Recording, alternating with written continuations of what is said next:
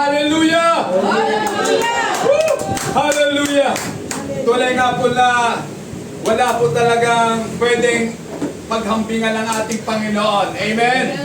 Siya lamang po mag-isa at wala nang iba. Amen. Simula pa ng ating pong pagpupuri sa Diyos, ramdam ko na po, mga kapatid, kung paano kumikilos ang Panginoon sa ating pong kalagitnaan. Amen. Kaya nga po, patuloy po nating damhin ang presensya ng ating Diyos na buhay. Amen. Subalit ngayon pong umaga, tayo po'y dadako po sa pangangaral ng salita po ng Diyos. At ang ating pong pag-aaral ay meron pong pamagat. Jesus died to save us.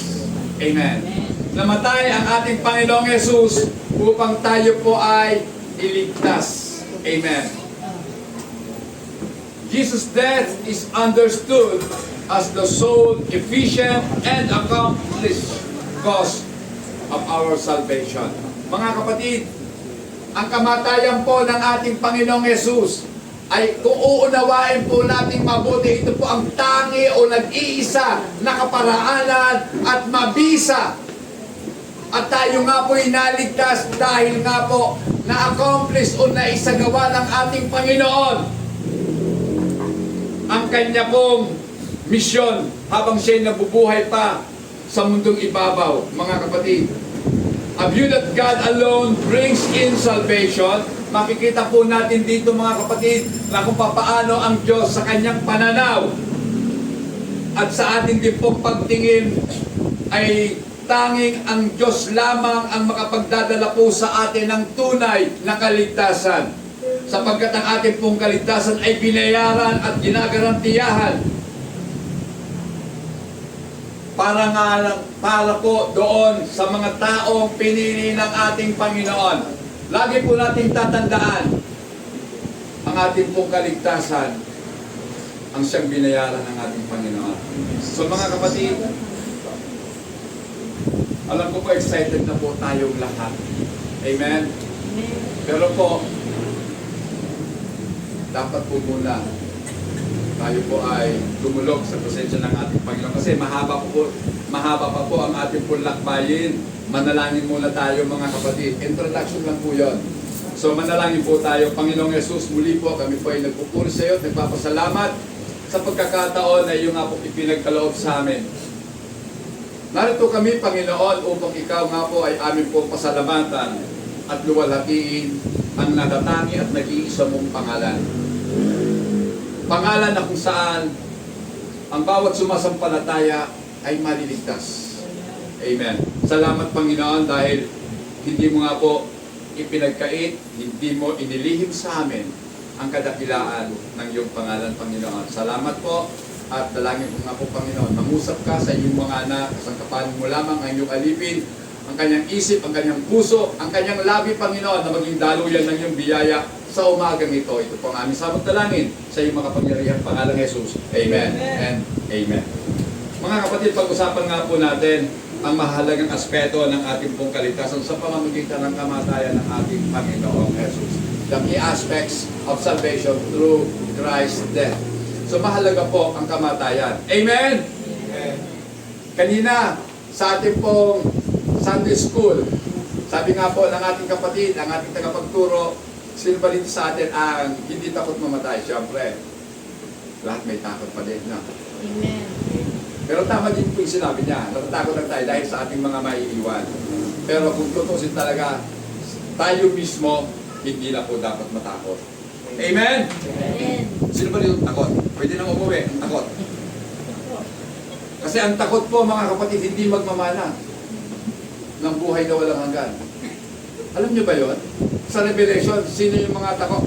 Hindi magmamana. Those coward. Sino yung coward? Mga takot. Mga duwag. Then, yung mga sinungaling. Hindi magmamana. Ganun lang kasimple, ano? Pagsisinungaling lang pala, hindi ka nang magmamana ng buhay na walang hanggan. At huwag niya naman pilitin ang kapatid niyo na magsinungaling. O, di ba? So, mga kapatid, pag-usapan po natin ang mga mahalagang aspeto ng kaligtasan sa pamamagitan nga po ng kamatayan ng ating Panginoon. Number one, mga kapatid, definite redemption.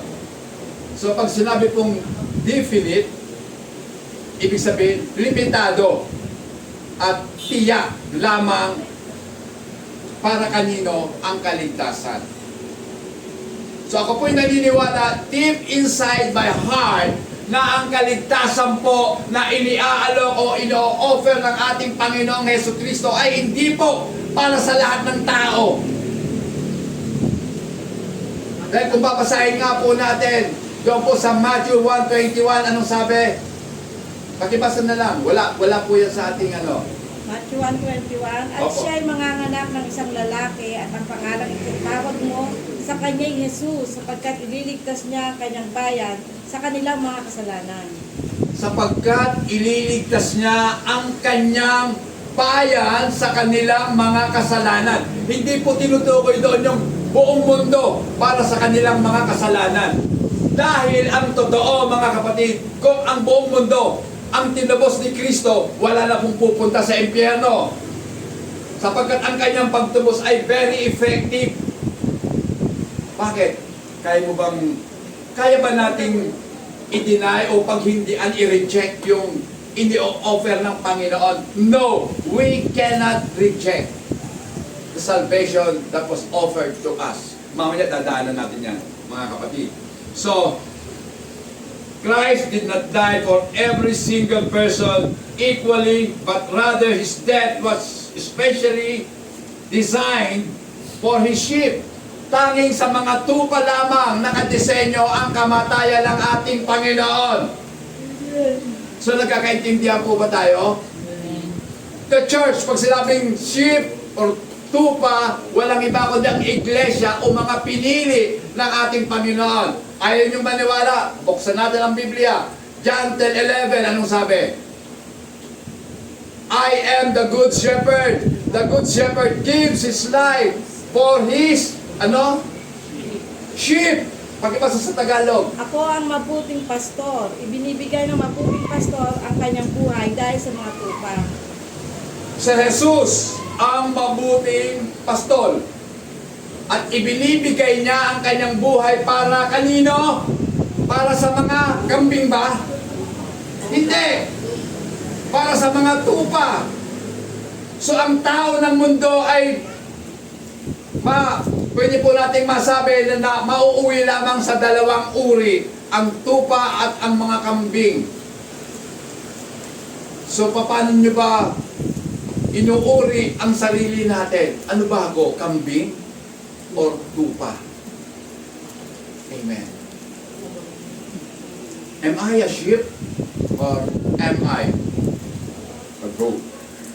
Alin dito, mga kapatid? Alin ba tayo dito? Christ's sacrifice was complete payment for what the law requires. So, ang ginawa pong pagpapakamatay ng ating Panginoon doon sa krus ng Kalbaryo, yung kadahilanan ng kanyang kamatayan ay upang buong-buong mabayaran ang hinihingi ng kautusan. At ito nga po yung nakaayon sa law, sa kautusan. Anong sabi doon sa Romans 6:23? Pakibasa. 6:23. Sapagkat ang kabayaran ng kasalanan ay kamatayan, datapwat ang kaloob na walang bayad ng Diyos ay buhay na walang hanggang kay Kristo Jesus na Panginoon natin. For the wages, pag sinabing ang kabayaran ng kasalanan. So lahat po tayo nagkasala. Taas ang kamay ng mga makasalanan. Amen. Ayaw po magtaas, hindi nagkakasala yan. Hindi talaga kailanman nagkakasala. Ako po makasalanang tao. Sino dito ang walang kasalanan? Pwede na makauwi. Wala ka palang kasalanan. You don't need Jesus. Because Jesus died for sinners. Amen?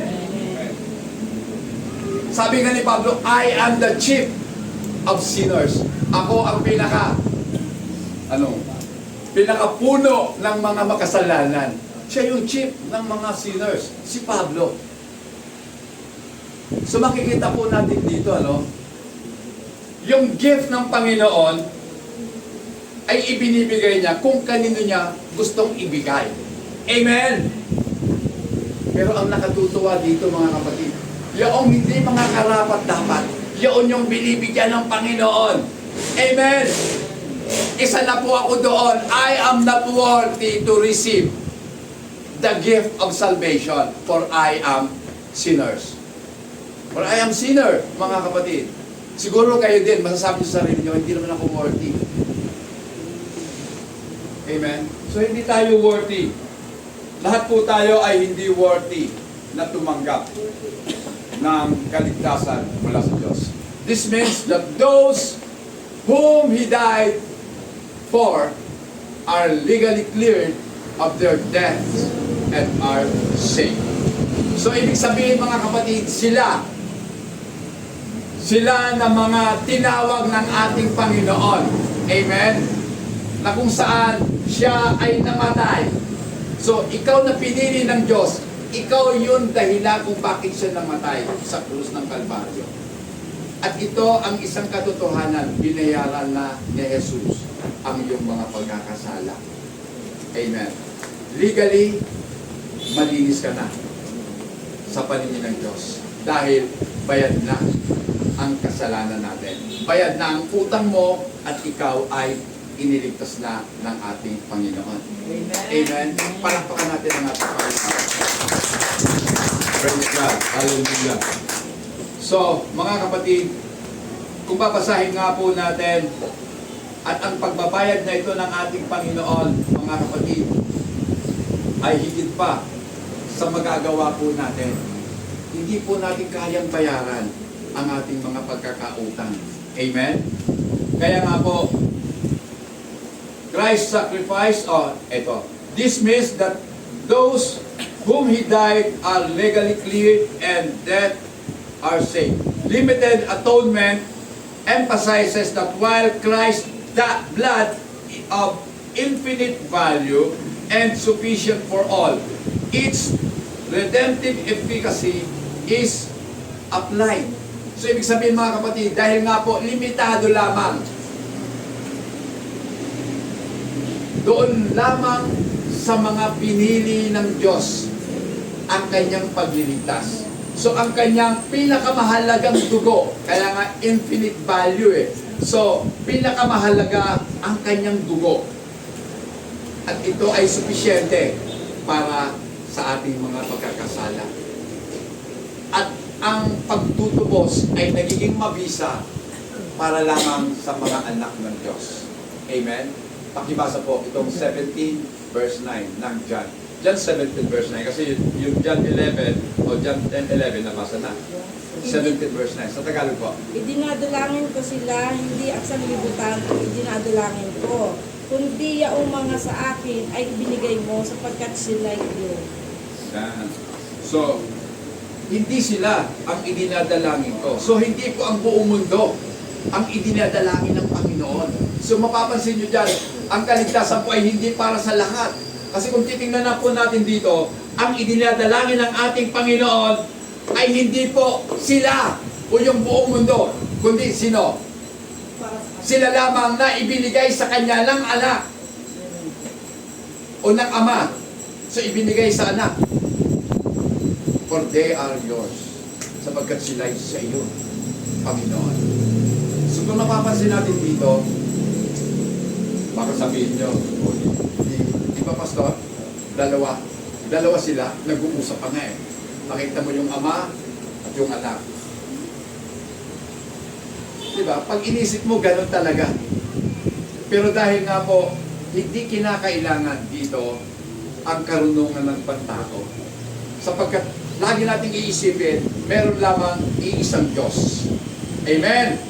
At kung ang Diyos, ang Ama, lalabas na si Jesus, hindi Diyos. Tama? Dahil isa lang ang Diyos. Kung si Jesus ay Diyos, nilalabas, dalawa sila. Dalawa bang Diyos na ituturo ng Bible? Isa lang. Deuteronomy 6. Mapapasa natin ito, 6:4. Isa lang talaga ang Diyos. Hear, O Israel, the Lord our God is one Lord. So isa. One numerical God. Isa lang ang Diyos. Pero bakit?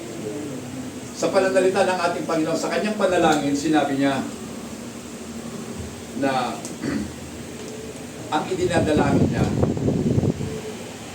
excuse me po.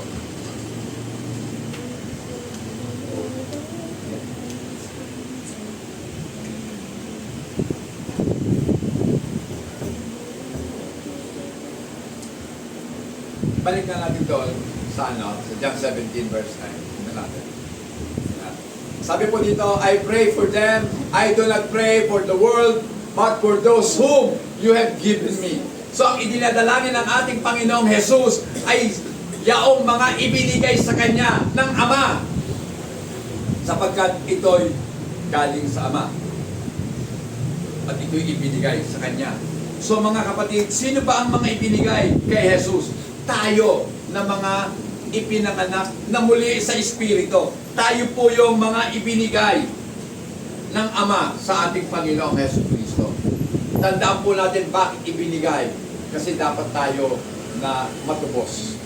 At hindi naman pwedeng maging tagapagtubos ang Ama sapagkat siya ay Espiritu, wala po siyang dugo. Kaya minabuti ng Ama, ng Diyos, na hindi nakikita ng Diyos na Espiritu na magkatawang tao upang magkaroon ng dugo.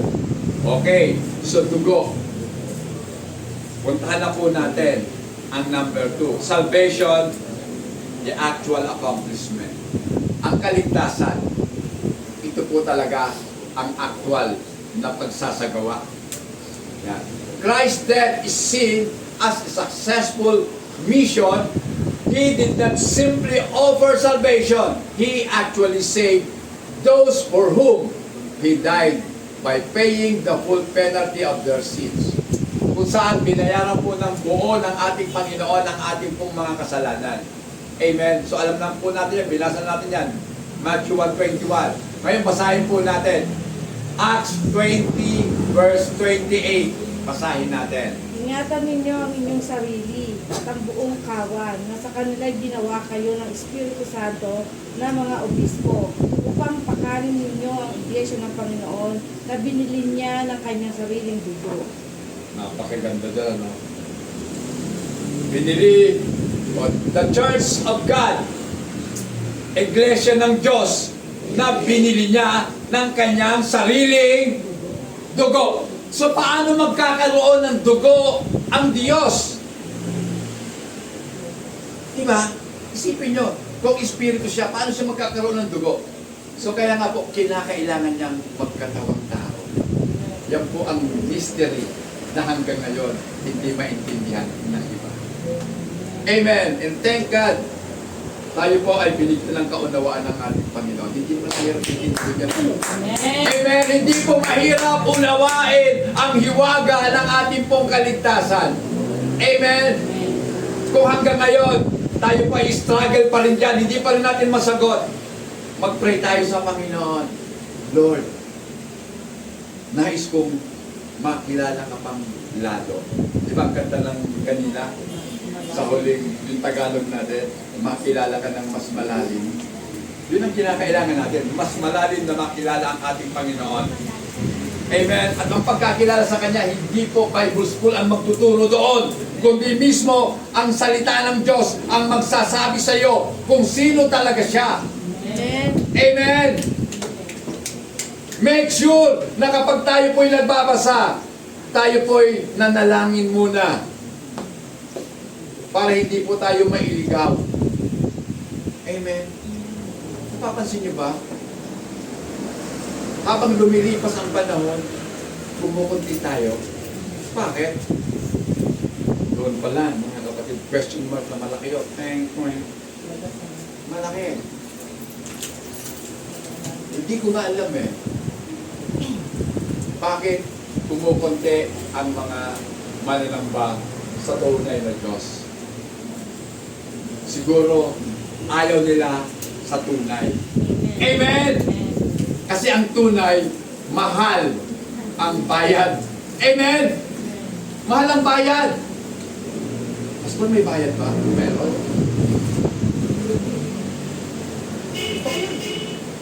Alam niyo ba kung anong bayad? Binayaran ni Jesus ng kanyang sariling dugo ang ating kaligtasan. Amen. Amen! Kaya nga, wala kang paghahambingan sa ating Panginoon. Kung totoong kilala natin siya, kahit na anong mangyari sa buhay mo, hindi ka tatalikod sa Kanya. Amen. Amen. Yan po yung pinakamagandang prayer natin. Lord, I want to know you more. Alam niyo ba yung kanta nyo? I want to know you more. Deep within my soul, I want to know you. Oh, I want to know you. I want to know you more, Panginoon. Wala na akong ibang pinaka-ambisyon sa buhay, kundi ang makilala ka pang lalo. Amen. Kasi the more na nakikilala natin ang Panginoon, the more na magiging matatag ka. Lumalalim ka sa pagkakilala. Dumating man ang bagyo, dumating man ang mga pagsubok, hindi ka mauuga, mga kapatid. Sino yung madaling mauga? Kakalungkot. Ang ganda-ganda mo. Ayos na ayos ka magdamit. Pero, konti problema lang. Pagsakit. Bakit? Maybe your life is not built upon the rock.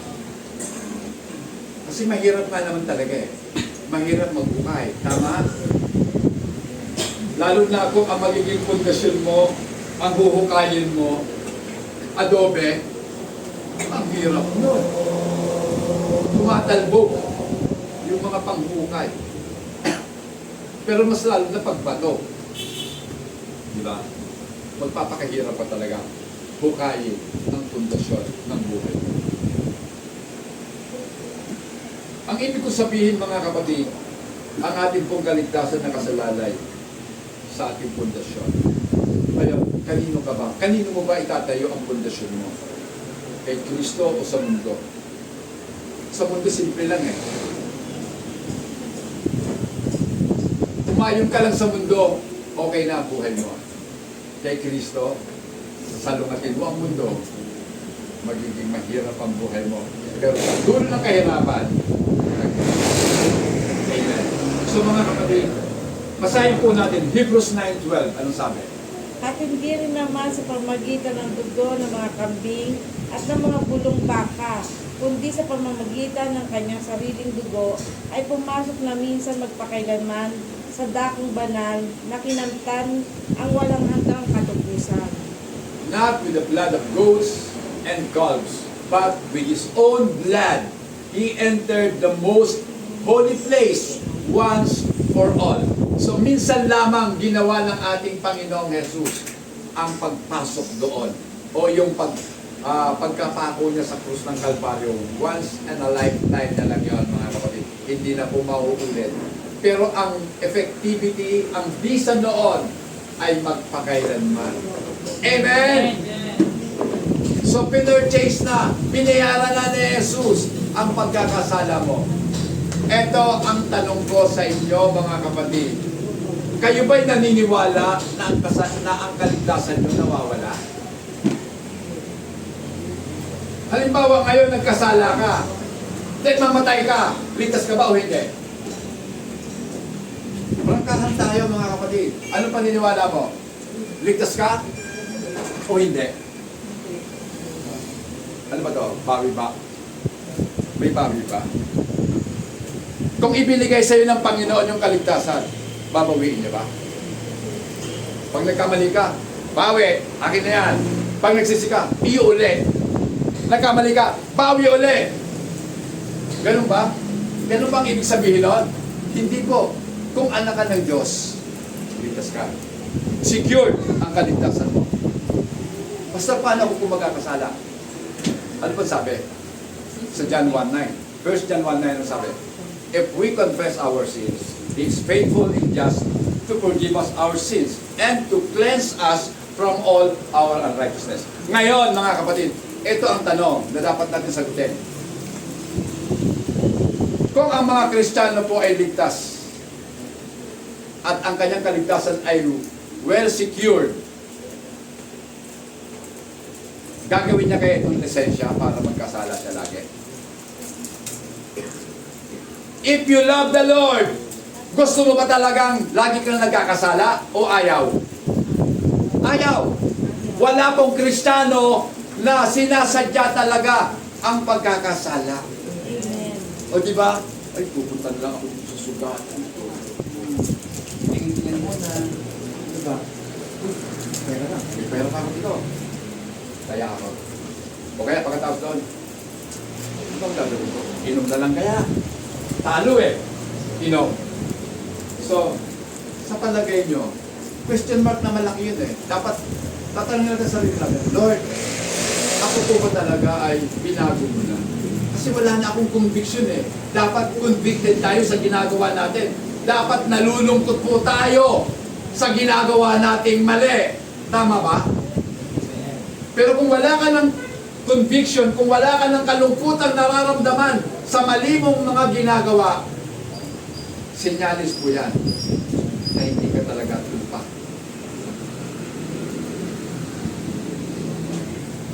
Kasi, mga kapatid, tingnan nyo, maliwanag. Having obtained eternal redemption. Pag sinabing eternal, pang walang hanggan na ang iyong katubusan. Ako po'y naniniwala na ang Diyos po natin hindi katulad ng iniisip natin na babawiin. Ikaw ba pag ibinigay mo ba, binabawi mo pa? Hindi na, binigay ko na yan eh. Diba? Pero, para sa akin, kung ako nagbigay, pero hindi mo ginagamit yung binigay, malulungkot ako. Parang, hindi ko na ako pinapahalaga. Diba? Di ba ako pinapahalaga? Pero, hindi natin alam kung anong katwiran niya. Pero darating palang araw, gagamitin na din. Diba? Hindi niya lang type ngayon. Oh, diba? Kaya, backslide muna. Ganun ba? Alam niyo mga kapatid, kung ganun po tayo, backslide muna. Pwede naman yung pastor, di ba? Pero mga kapatid, yung oportunidad na makapaglingkod sa Diyos,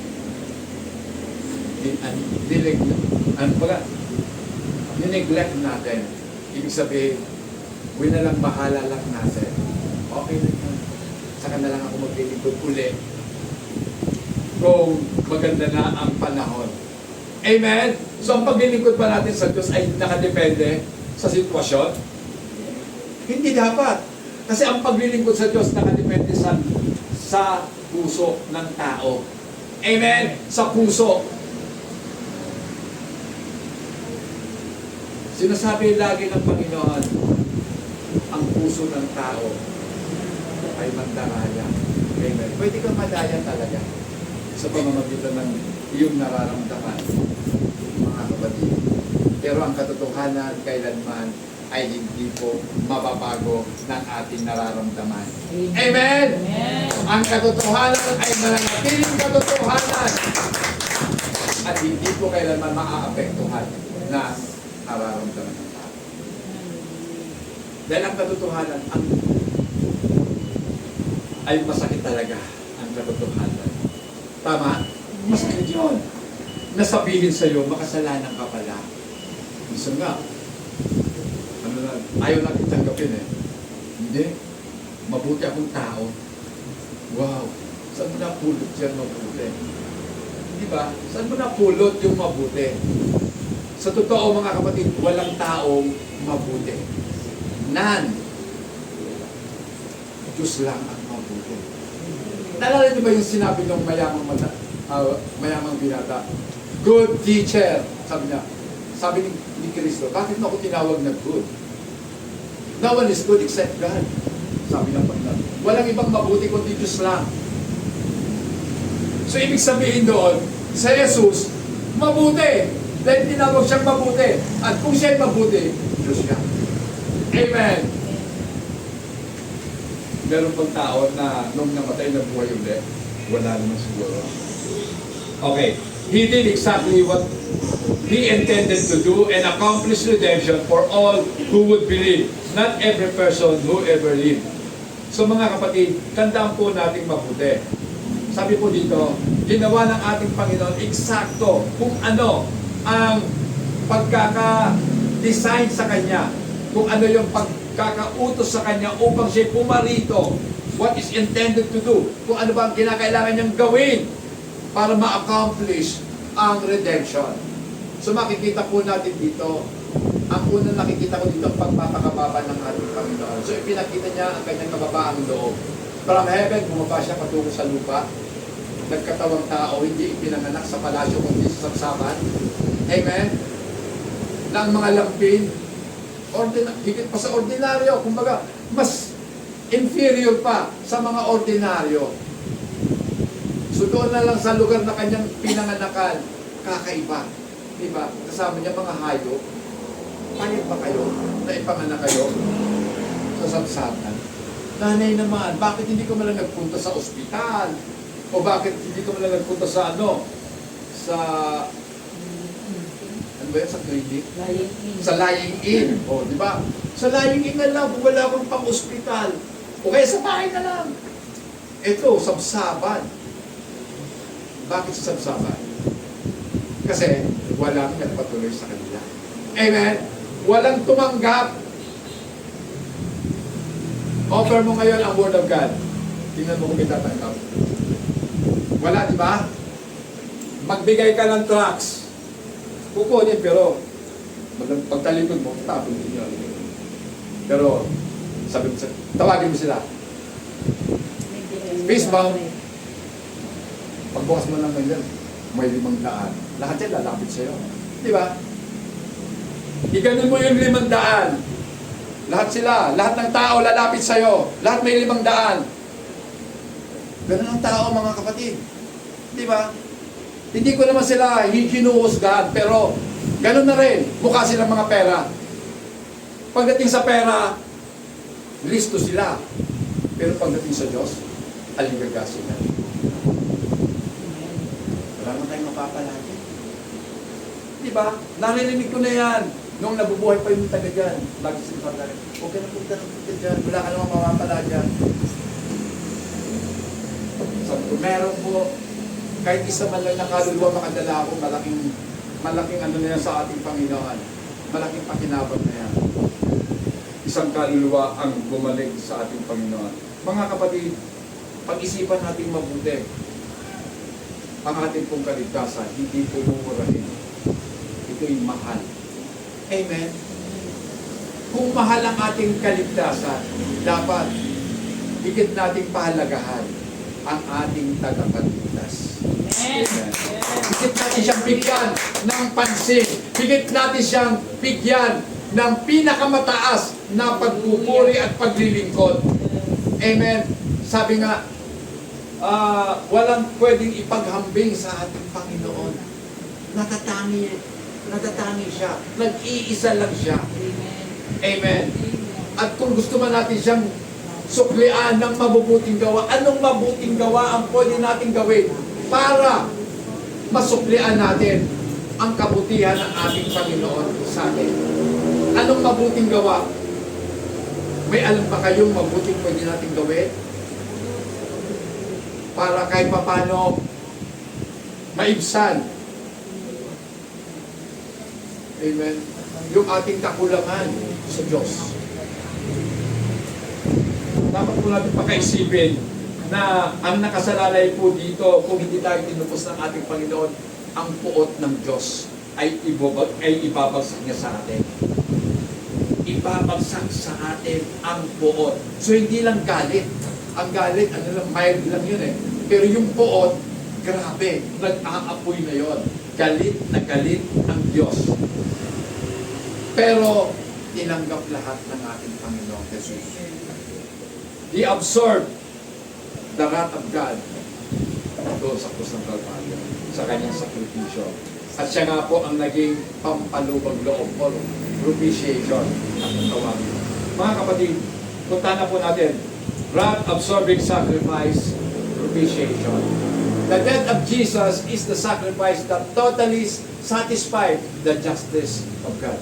So ang kahilingan po kasi ng Diyos, nakabayaran ng kasalanan, kamatayan. Diba? Yan po ang dahilan kung bakit tinubos tayo ng ating Panginoon. Ayaw niya na tayo ay mamatay. Amen. Ayaw niya na ang kanyang mga anak, ang kanyang mga pinili ay maihulog sa dagat-dagatang apoy. Amen. Kasi yung impyerno, hindi talaga yan ang final destination natin. Kumbaga, yan lang ang temporary paglalagyan natin, impyerno, hell, kung sa English. Yung hell, inuhulog pa doon sa lake of fire, which is the second death, ikalawang kamatayan.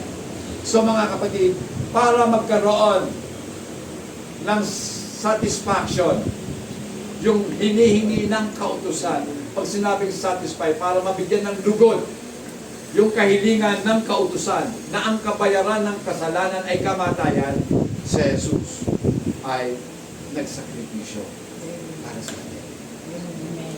Amen. Siya'y namatay upang tayong lahat ay mabuhay. Amen. So, mga kapatid, basahin nga po natin Romans 5:9, anong sabi? Lubha pa nga kayong inaaring ganap sa pamagitan ng kanyang dugo, ay mga giligtas tayo sa galit ng Diyos sa pamagitan niya. Diyan nga, ang pagkasali dyan, galit ang lamusan. Sa English po kasi, we shall be saved from wrath through Him. Maliligtas tayo sa puot ng Diyos sa pamamagitan ng ginawa ni Jesus. Amen. Kaya nga po, walang tao na ligtas sa pamamagitan ng kanyang sariling gawa. Dahil ang gawa po natin, kulang. Kahit timpangin man yan. Sabi ng Nili Magro, di ba? Tinimpang ka ngunit, kulang. Kulang talaga. Hindi tayo aabot. Amen?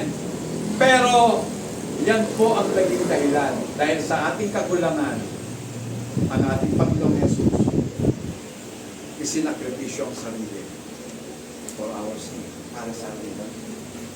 Siya'y namatay upang tayo mabuhay. Upang ang puot ng Diyos ay mawala sa atin. Amen. Amen! Mawala ang puot ng Diyos sa atin! Na kapag nakikita ka ng Diyos, natutuwa sa iyo ang Diyos. Amen. Na kahit sugatan ka, nagpapatuloy ka. Kahit masama ang pakiramdam mo, sumasamba ka pa rin sa Kanya. Amen! Kahit wala kang pamasahe, naglalakad ka. Meron ka dito naglakad? Wala, no? Wala tayo may pamasahe. Ibig sabihin, mula doon sa bahay ninyo, wala kayong pamasahe. Kaya-kaya mo yung mga anak mo, anak, sasamba tayo. Tay, wala tayong pamasahe. Kahit wala tayong pamasahe, yung Diyos ang magbibigay sa atin ng lakas para makayanan natin lakarin patungo. Amen. Pagkukunan. Amen! Kaya pa natin yun, mga kapatid. Kahit wala kang pera, pero lang kung galing ka pa ng silang. Oh, di ba? Pagdating mo dito, tapos na, hapon na. Pero mga kapatid, kung gagawin nyo yun, o kasi pastor sabihin, wala sila. Pero ang Diyos tuwan-tuwa sa iyo. Amen! Matutuwa sa iyo ang Diyos. Dahil pinatunayan mo sa Kanya kung gaano siya kahalaga para sa iyo. Amen. Dahil ang kahalagahan ay papakita natin sa pamamagitan ng pagsunod natin sa Diyos. Amen.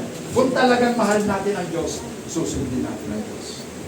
Amen. Ganun lang po kasimple ang sukatan ng pagmamahal. We must obey God. Amen. So ano pong sinasabi dito sa Hebrews 9:22? At ayon sa kautusan, ay halos masasabi kong lahat ng mga bagay ay nalilinis ng dugo, at maliban na sa pagkabuhos ng dugo ay walang kapatawaran. Maliban sa pagkabuhos ng dugo ay walang kapatawaran. So maliwanag, sinasabi po ng may akda ng taga-Hebreo na ayon daw po sa kautusan, lahat ng bagay ay nalilinis sa pamamagitan ng dugo. Kaya nga, pati yung ating kasalanan na upod ng dumi ay nalinis ng dugo ng ating Panginoon. Amen! Sino pa dito ang sobrang makasalanan? Isa na po ako doon. Kasalanan talaga ako kasi akala ko doon, it's not. Kasi wala akong ginawang karumal-dumal. Alam ko sa sarili ko, wala akong ginawang karumal-dumal. Kaya kung akala ko, pag namatay ako dito sa ko, salamat na lang sa Panginoon dahil hindi ako pinatay noong mga time na yon. Kung hindi, swak na swak po ako doon sa impyerno. At sigurado, swak na swak ka rin. So, nagagagatan nga po eh. Siyempre, pag natuka sa impyerno, swak ka na doon sa dagat-dagatan nga po eh. Mga kapatid, ang salita po ng Diyos ang siyang nagpabago ng ating buhay. Amen? At ang salitang ito walang iba kundi si Kristo. So, makilala natin siya ng totoo. So, makilala natin siya ng buong puso at buong kalakasan at ng malalimang pagkakilala. Tayo na po ay nalinis sa ating mga pagkakasala. Amen. Kasi paano mo siya makikilala kung hindi ka magbabasa? Kasi the more na nagbabasa ka, the more na makikilala mo ang ating Panginoon. At hindi maaaring magbasa ang mga tao hindi mo nagmamahal sa Diyos. Amen? Ganon. Pwede naman sila magbasa, Pastor. Kahit hindi nga sila mananampalataya, pwede magbasa. Pwede. Kaya lang, sa palagay ko, ang kanilang nababasa ay nauunawaan kaya nila. Kung tayo nga hirap na hirap pag-intindihin kung ano ang kahulugan ng ating binabasa. And we need to pray para ipaunawa sa atin ng Diyos. So sila, nagbabasa na for entertainment purposes. So kaya, for information lamang. Gusto lang nilang ma-inform. Amen?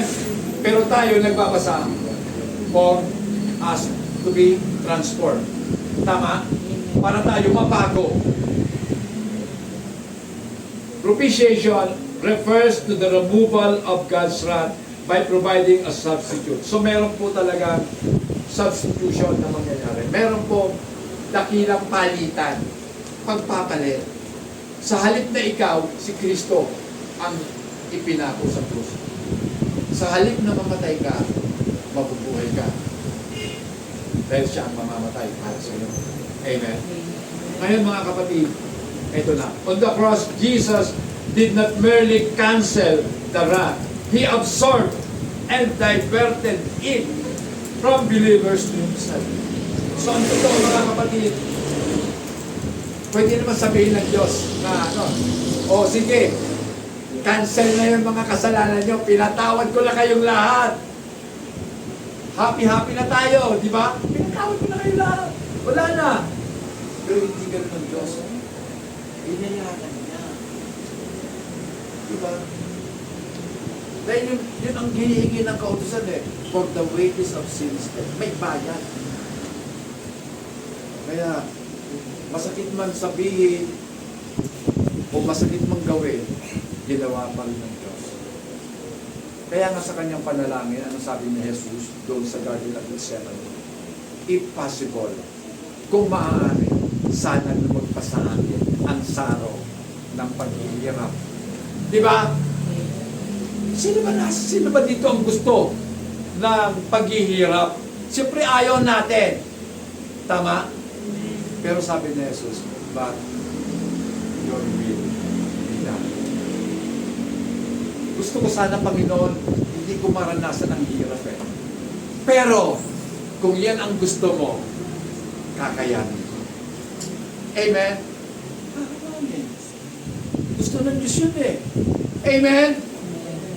Sino ba tayo para tanggihan? Para sabihin natin, mali ka, Panginoon. Sino ba tayo? We are just a clay into the hands of a potter. Diba?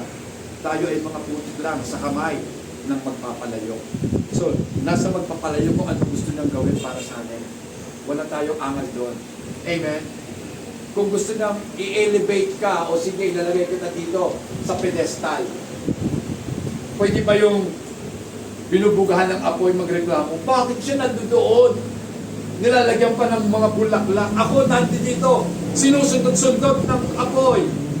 Kasi, lutuan ka pala Ikaw pala yung palayok na nilulutuan. O, diba? Siya, Florera, nandito sa Bethesda. Ganda, no?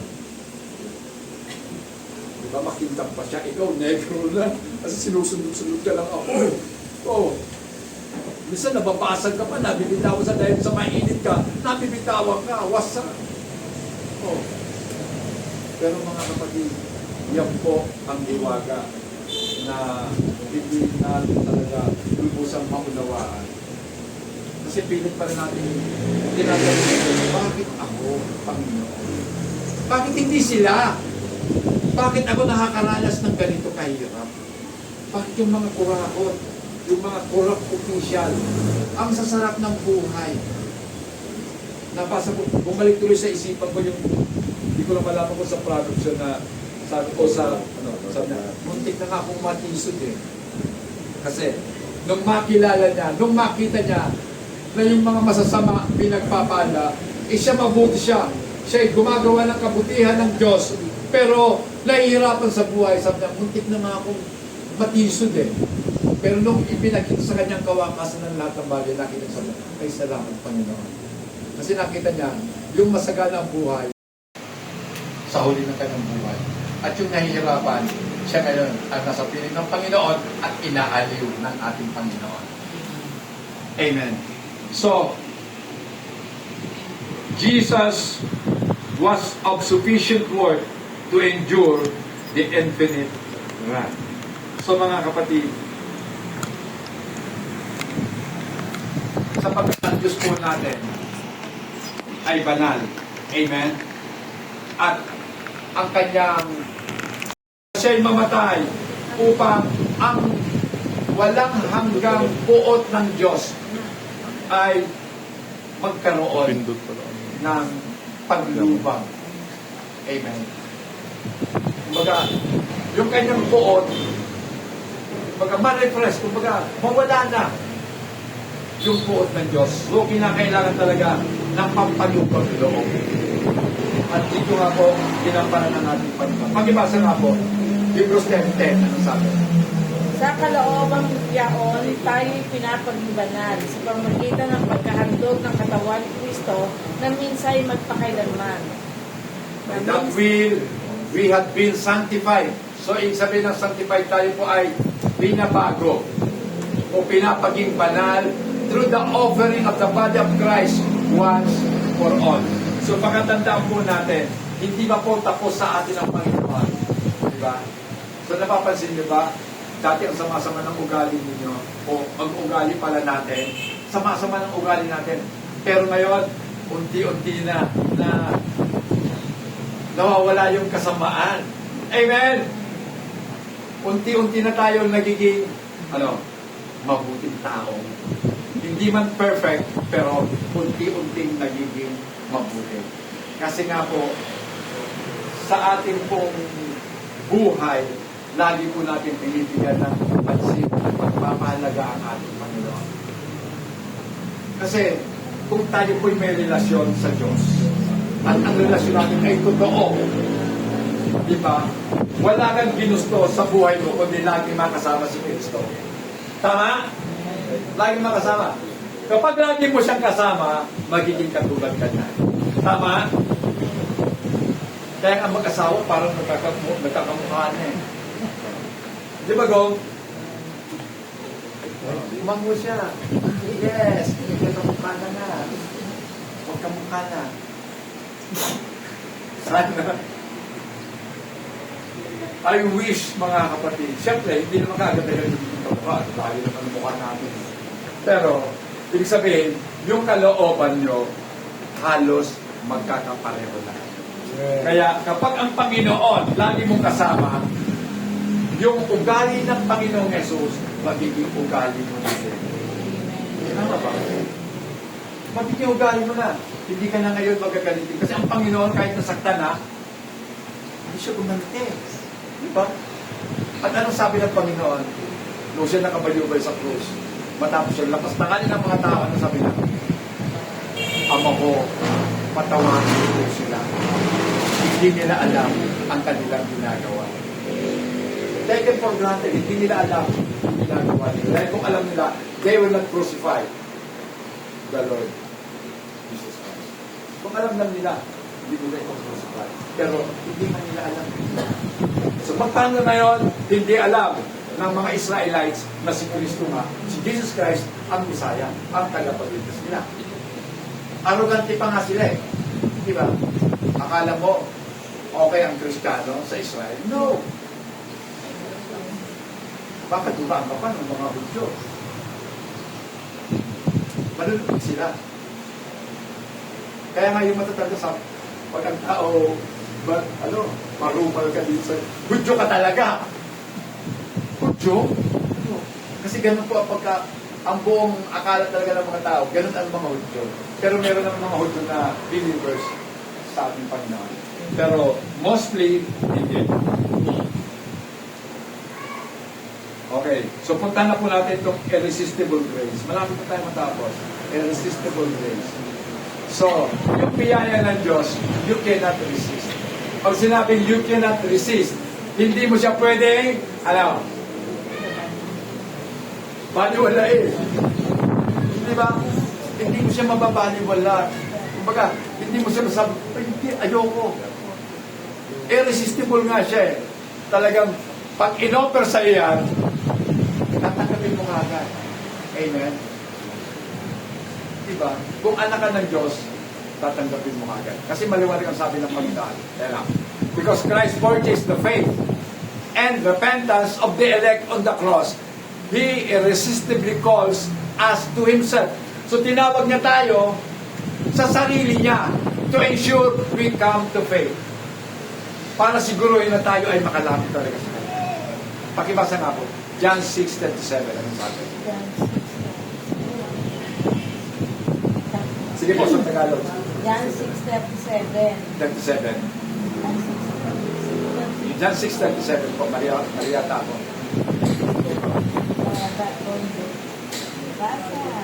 Basa po. Opo, wait lang po, wala.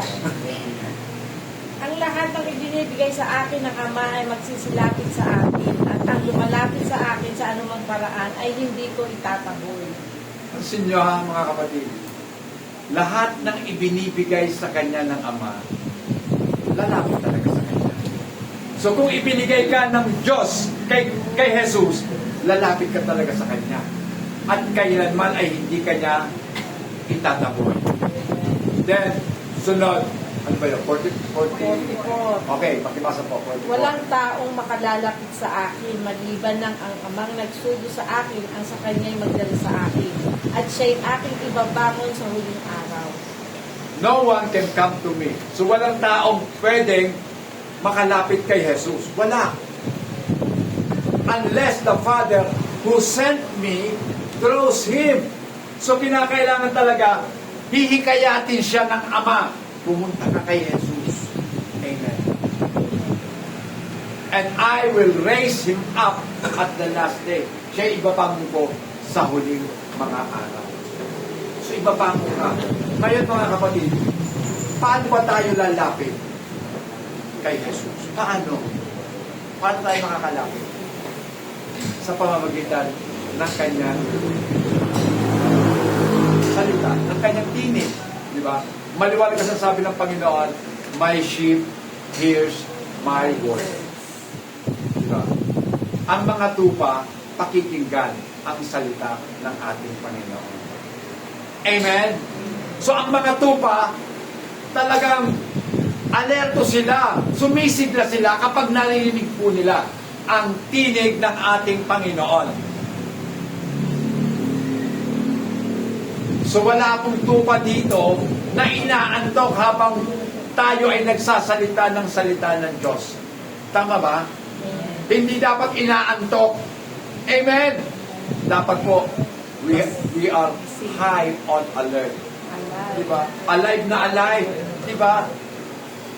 Sabihin natin, Pastor, alive na ako kanina sa worship eh. Bakit? Ang worship ba, pagkanta mo lang, ano pa talaga yung worship? Ugatin natin ang salitang worship, pagpapahalaga sa Diyos. Worship. So paano natin pinahahalagahan ng Diyos? Yun po yung worship.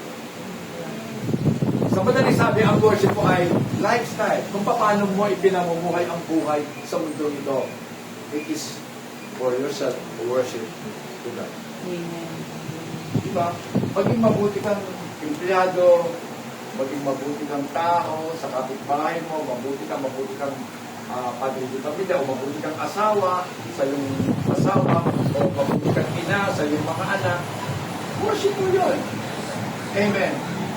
Bahagi lang ng worship yung ating pagtataas ng kamay, pagpalakpak, pagsigaw ng hallelujah. Bahagi lang po yun ng worship. Ang tawag na doon, praise. Pinupuri mo lang ang Diyos. So yung praise, pagpuri sa Diyos, bahagi lang yan sa praise. Okay.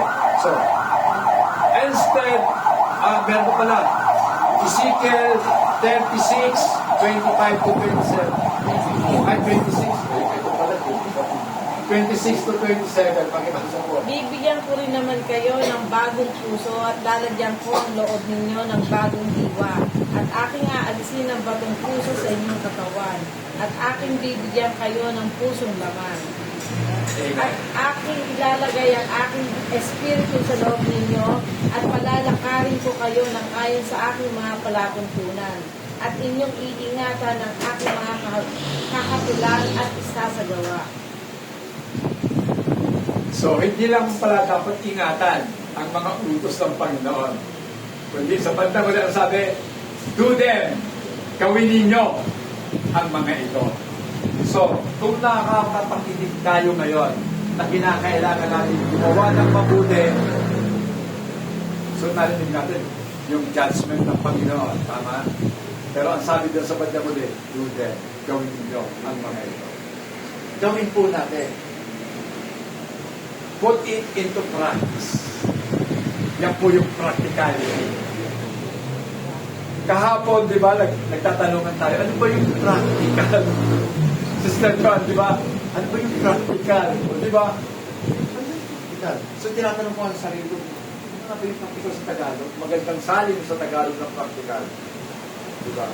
Yung pagsasagawa na kinakailangan doable, pwedeng gawin. Tama? Kinakailangan pwedeng gawin para ma-put into practice. Ngayon, meron bang utos ang Panginoon na mahirap gawin? Wala eh. Lahat pwedeng gawin. Kasi, ako may naniniwala sa sinabi ng Panginoong Yesus na hindi ka niya bibigyan ng hindi mo makakaya. So, lahat ng ibibigay sa iyo, kaya mo. Problema? Kaya mo yan. Bakit? Lord, bakit ako binigyan mo ng problema ganito? Kaya mo nga yan eh.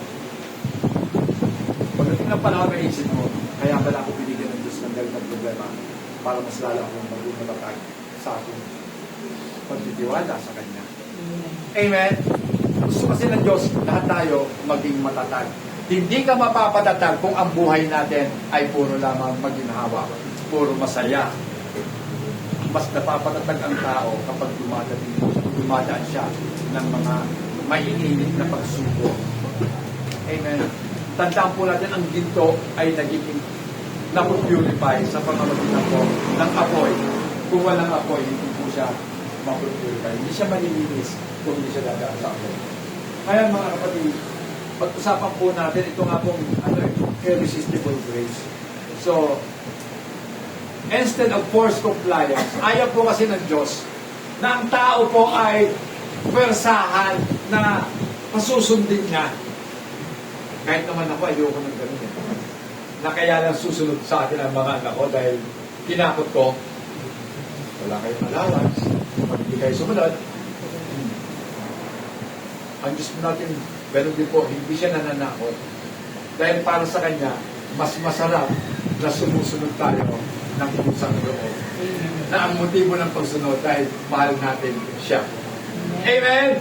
Di ba? Kasi pag mahal mo ang isang tao, susundin mo siya. Kahit walang kapalit yun, susunod ka. Pastor, kano yun? Ang sabi, magpapasakop daw kami. O bakit? Sinabi ba talaga ng Diyos yun? Opo, Pastor, nabasa ko. Ang utos sa mga babae, magpasakop kayo sa inyong asawang lalaki. Tama ba? Magpasakop. Sino po ang naniniwala doon na magpapasakop? Amen. Amen. Tama? Amen. So dapat nagpapasakop tayo sa ating asawang lalaki.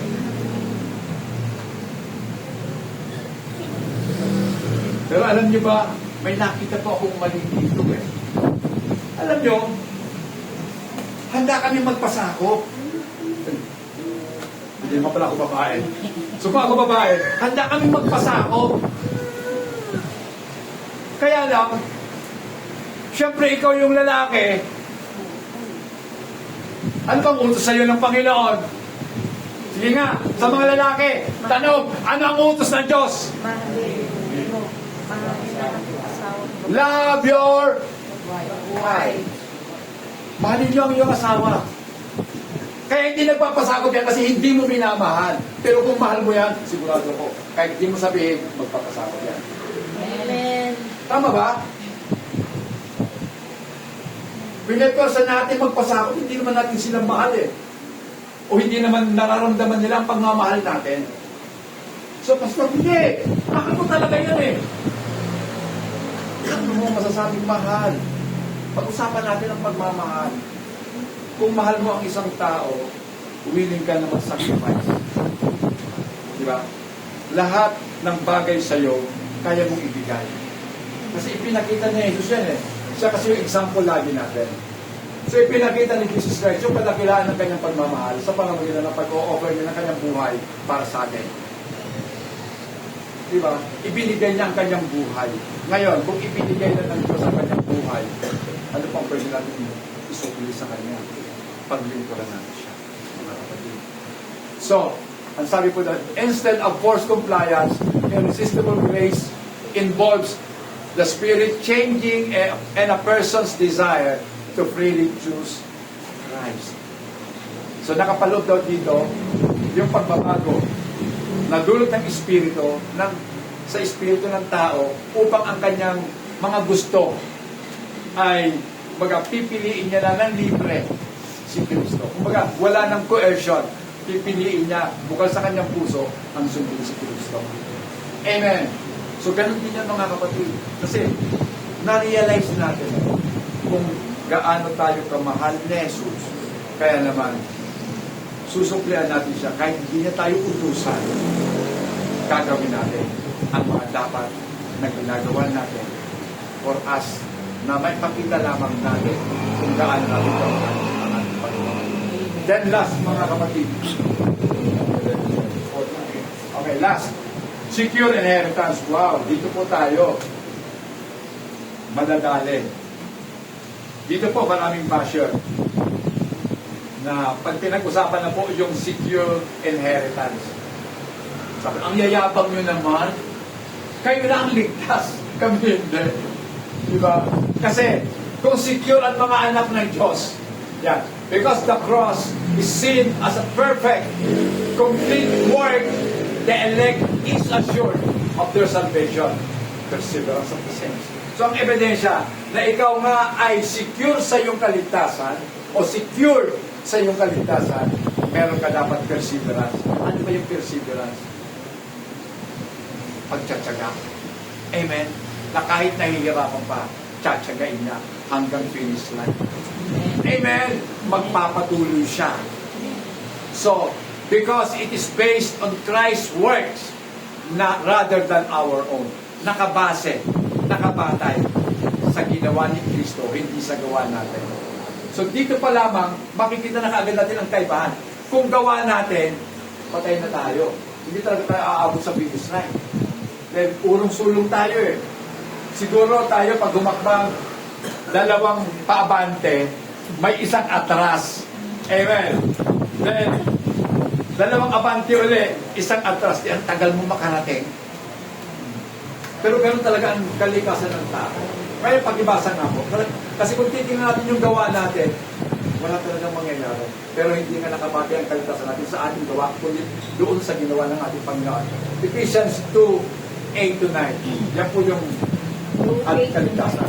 Ngunit ikaw, anak ng tao, dinggin mo kung... Ephesians 2, Opo. 8-9. Ay, Ephesians 2. Sorry po. Akala ko is... Sorry po. Okay na po. Ephesians 2:8-9. 8. Sapagkat sa biyaya kayo nangagligtas pamagitan ng pananampalataya at ito'y hindi sa inyong sarili, ito'y kaloob ng Diyos. Hindi sa pamagitan ng mga gawa upang ang sino man ay huwag magmapuri. Dati po, iba ang pinagbabatayan ko ng kaligtasan ko. Dati iba ha. Kasi dati, kinakailangan kong gumawa para maligtas ako. Pero nung mapasok ko po ito, at talagang binigyan ko ng mas malalim na pansin. Dito ko po na-realize na ang kaligtasan ko pala ay by grace. Dahil lang sa biyaya ng Diyos. Kaya ako naligtas. Sa pamamagitan ng pananampalataya na ibinigay niya sa akin. So yung faith ko ngayon, hindi akin. Hindi akin. Ito yung regalo, bigay ng ating Panginoon. It is a gift, sabi nga dyan, it is a gift of God. Regalo ng Diyos. Dati naman hindi ka naniniwala, pero bakit nung binigyan ka ng Diyos ng faith, di ba? You cannot resist it. Hindi mo talaga matanggihan. Ginawa mo. Then, nagkaroon ng pagkakataon na maniwala sa sinasabi niya. Yan yung faith. Naniniwala ka kahit hindi mo pa nasusubukan. Amen? Naniniwala ka kahit wala pa. Ganun po ang faith, mga kapatid. Then sa verse 9, not of works, lest anyone should boast. Hindi mo gawa upang huwag kang magmalaki. Huwag kang magpapuri sa sarili mo. Okay. So, hindi talaga gawa ng tao yon, mga kapatid. Ito pa, Titus 3:5, ano sabi? Na hindi dahil sa mga gawa sa katwiran na ginawa nating sarili, kundi ayon sa kanyang kaawaan at kanyang piniglas tayo, sa pamagitan ng paghuhuga sa muling kapanganakan at ng pagbabago sa Espiritu Santo. Dahil sa kanyang awa, iniligtas niya tayo. Mga kapatid, di ba? Minsan tayo ganito eh. Kaya ako siya binigyan eh. Kasi naaawa talaga ako. Awang-awa ako sa taong ito. So, kahit pamasahe ko na lang, ibinigay ko pa kasi naaawa talaga ako. So, yung awa, matindi pong motivasyon yun para magbigay tayo. Pero hindi tayo nagbibigay sa Diyos dahil naaawa tayo sa Diyos. Hindi po gano'n. Nagbibigay tayo sa Diyos dahil mahal natin ang Diyos. Okay. Then, pag-ibasa rin po, John 10, 27 hanggang 29. Anong sabi? John Yan. John 10, 27 hanggang 29. Dinirinig ng aking mga tupa ang aking tinig at sila'y aking nakikilala at sila'y nagsisunod sa akin. Amen. At sila'y binibigyan ko ng walang hanggang buhay at kailanmay hindi sila malilipol at hindi sila agawin ng sino man sa aking kamay. Ang aking ama na sa kanila ay nagbigay sa akin ay lalong dakila kaysa sa lahat at hindi sila maaagaw na nino man sa kamay ng ama. Iwanan ko yan. Sabi niya, my sheep hears my voice. And I know them. So kilala tayo ni Jesus. Kaya nung tinawag ka ni Jesus, pangalan mo ang tinawag niya. At ang sabi diyan, and they follow me. Sumusunod tayo sa Kanya. Amen? So nakikinig ka sa Kanyang salita, sumusunod ka pa sa Kanya. At ang sabi dito sa verse 28, and I give them eternal life. Binibigyan tayo ni Jesus ng buhay na walang hanggan. At hindi ka na mamamatay pa. Sabi niya. And they shall never perish. Neither shall anyone snatch them out of my hands. So walang pwedeng umagaw sa iyo sa kamay ng Diyos. Amen? Wala.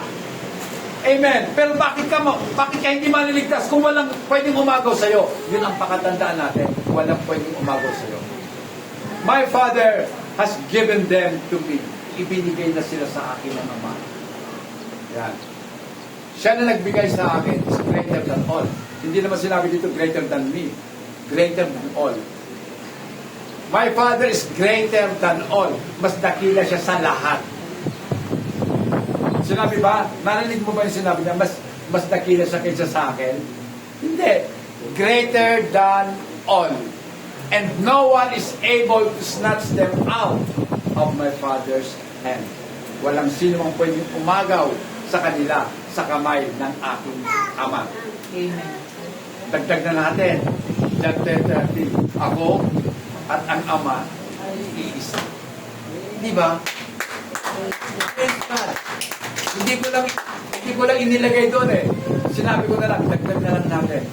Ako at ang Ama ay iisa. Ngayon, last. John 6:39, pakibasa. At ito ang kalooban na nagsugo sa akin, na sa lahat ng ibinigay niya sa akin ay huwag kong wala ang anuman, kundi ibangon ang huling araw. Kung ang ating Panginoon, kung si Jesus po ay pinaniniwala natin, makapangyarihan sa lahat. Amen. Di ba? Sinabi na dito, I should lose nothing. Wala akong pwedeng iwala kahit sino man. Ngayon, pinagpipilitan mo, kapag nagkasala ka, mawawala ka. Ibig sabihin, sa gawa mo, ikaw nagtitiwala. Dahil nakagawa ka ng mali. Ano, forfeited na ba ang ating kaligtasan? Hindi. Hindi mawawala. Tandaan po natin mga kapatid, huhukuman tayong lahat ng Diyos. Lahat dadaan sa apoy. Di ba? Yung mga ginawa, ayon sa gawa natin, hahatulan tayo ng Diyos.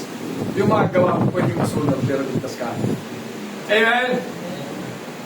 Yung iba naging ginto, yung iba naging pila, pero ikaw, nasunog yung ginawa mo, pero ligtas ka. Siguro kahit doon na lang, Panginoon, basta ligtas. Amen? Pero hanggat maaari, gusto po natin lahat maging ginto. May paano maging ginto? Ay kung ang pagpunta mo dito, hila-hila mo yung isang paa mo. Yung isang paa, gusto yung isang paa. Oh, ano? Naghihilahan kayo ng paa mo. Aakit na lang, malapit na umakyat. Bumaba pa ulit. So yun. Bawi-bawi. Paakit na sana. O conclusion na tayo mga kapatid. The death of Jesus is viewed as the final perfect sacrifice, providing a new way to interact with God and securing victory over death and sin.